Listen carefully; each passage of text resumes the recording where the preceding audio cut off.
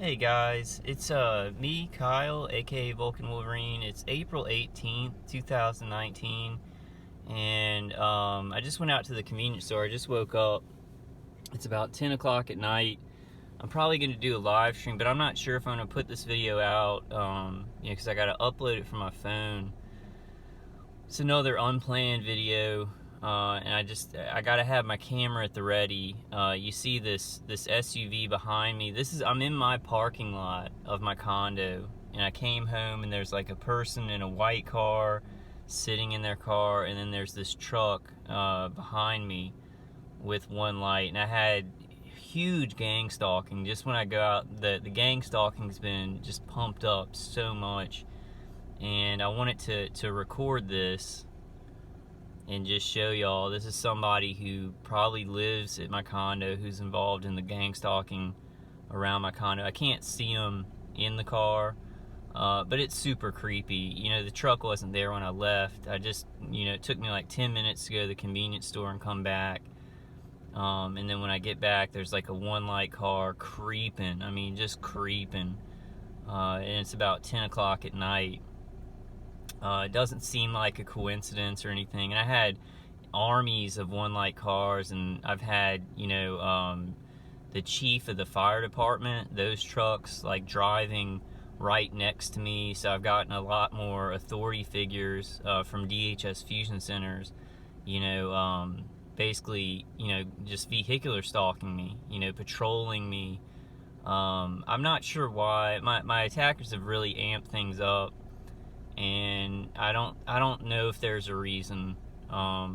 They want me to think there's a reason. They want me to think of all these reasons of why they're doing it, and I can go through my mind and be like, well, I put out stuff about Julian Assange. I'm feeling, I'm trying to be more positive. I've been making a very willful attempt to be more positive, and I think that may have something to do with it. They want to, make sure that I'm not like putting out these ultra positive videos. But this is the thing, they kind of, like, your attackers want you to go through all these things in your head of why they're doing things. Let's see if anybody gets out of the car. But it's really creepy. I mean, there's like some other cars pulled in, and they just sit in their cars. So the gang stalking is extremely heavy, and it's also extremely heavy from my neighbor. Like the noise campaigns and him, it's like he's, I thought that he went to work, because I never see him come out. We never meet up. It's like he times when he has to go out, he times it specifically not to cross paths with me, and then he does all the harassment from the other side of the wall, and he's been just like, I know that people use their toilet and they use their water and stuff like that, but he's got an extremely high pressure, like, water something, and it sounds completely different, and then pouring of something on the side of his wall. And I think that's, like, he may not even know why he's doing it. He may just be told, yeah, you're going to pour this, you're going to do a noise campaign, and then he's told, like, lies about me. But for me, like, from my perspective, I'm not sure if he's like pouring poison in the pipes, because his pipes are connected with mine. So I think, in my mind, it's like it could be extremely dangerous, which it might be. But in his mind, he could just be doing a noise campaign. But it's been like extreme, like a lot. And then that guy, he walked by and just coughed and spit. I don't think that's the guy in the truck though. So I've been getting a lot of gang stalking around my condo. It's just really, really pumped up. Like that guy who just walked by was a black male, and he like coughed right when he went by my car and then spit. Could just be normal, but since I'm getting heavy gang stalking, some very obvious gang stalking protocols, I can't really say it's coincidence. I really try to. Okay, and they're shutting it off. Oh, that was him. That guy who just walked by my car and coughed and spit, that was him. And he just got out of his car. So I hope he saw me filming him, because that guy is definitely gang stalking me. And I'm gonna put this video up. I'll probably put it up after. I'm gonna do a live stream maybe I'll go ahead and put it up before the live stream so people can see it and come over to my secondary channel, Remote Neural Man. I'm not thinking very well. I'm getting hit so hard with the neuro weapons and directed energy weapons, just ripping up my nervous system, keeping my mind really foggy and confused. It's really hard to organize my thoughts. I'll think of things that I think are insightful and could help us, but then they will just disappear within hours, and I can't get those. I can't get my thoughts organized like years ago. And I can come up, God helps me out coming up with some kind of insightful things that can help us to understand this or to be stronger in it. But, I'm going to fight through this. We're going to fight through it. I don't know. I saw, I woke up and, I saw a video by Michael Barden, and he's really brave. He's got balls of steel. He made a video where he, a wreck happened and he ran in to help because he's been a firefighter, he's been a soldier, and so you see him, he's making videos, and I feel really bad that he has to do that. It's like, oh man, he has to, he went into the supermarket and was videotaping it, and it's just a sucky thing to have to do. But and I'm not saying we should all take our cameras out in the supermarket. You got to do what you think is going to help to get this out. But it sucks to see somebody who's so honorable, and he runs in to help people. But you see how he's acting with dealing with the gang stalking and the targeting. He's doing something. He's doing something, and we have to do something.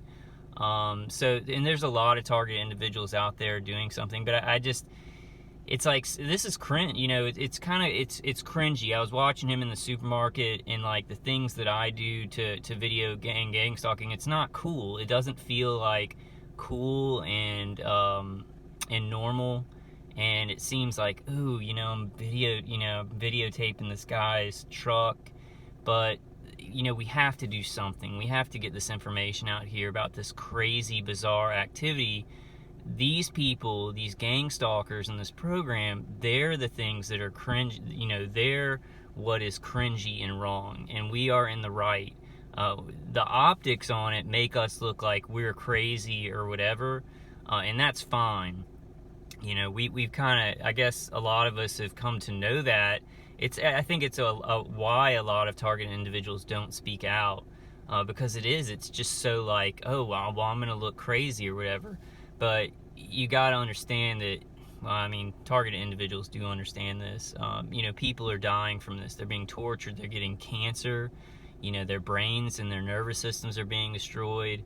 Some are dying from the targeting or committing suicide because it's so horrible. So it's so important. So I did want to mention Michael Barden, give a shout out to him. He's doing something. He's doing everything he can, with his, his level of knowledge of this, and, whatever he can do. And so I just, it really inspires me. To some non-target individuals, they may see that and they're like, well, people are acting weird because you're filming stuff and nobody's gang stalking you. But I see that as a targeted individual, and he's doing something, and it can inspire us all to do something. I hope that I'm doing that with my videos. We really have to take action. Sometimes we're going to fumble through this. We don't know, it's hard to know exactly how to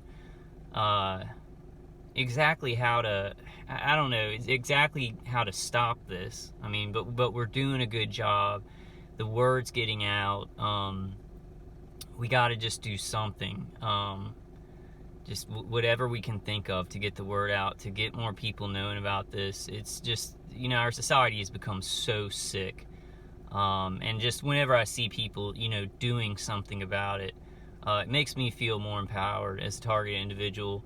I hope that I provide that for some of you guys, to just be like, okay, somebody's doing something, to give us a little bit of hope.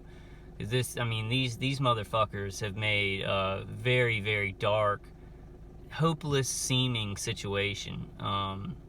Sometimes that's an illusion that this is hopeless and that nobody's going to do anything. All right, I'm rambling on too much. I hope I made sense, but I'm I'm gonna go ahead and upload this before my live stream. Is that a one light? No, it's not. The other car is just sitting there. There's a white car to my right, you see, and they're just sitting in their car. They're just sitting in their car. But all right, guys, I'm gonna upload this. And the guy with the one light truck got out, coughed when he came by my car, and spit after, you know, just keeping his one headlight car on right behind me. Is definitely gang stalking protocol. It makes me feel, you know, well, you know, I have a guy right next to me who's doing gang stalking protocols on the other side of my wall, so I guess that this isn't the worst of it. And especially since, you know, my brain and my nervous system are being jacked into, and I'm being hit with external microwaves. Oh, and they're leaving. They were just sitting there. They drove into the parking lot. They just sat over there, and now they're leaving. So they don't even live here. So those people don't even live here. Just came and parked and had their lights on. So it's pretty bad. My gang stalking is getting really bad now. You know, we've got to turn these things around on them.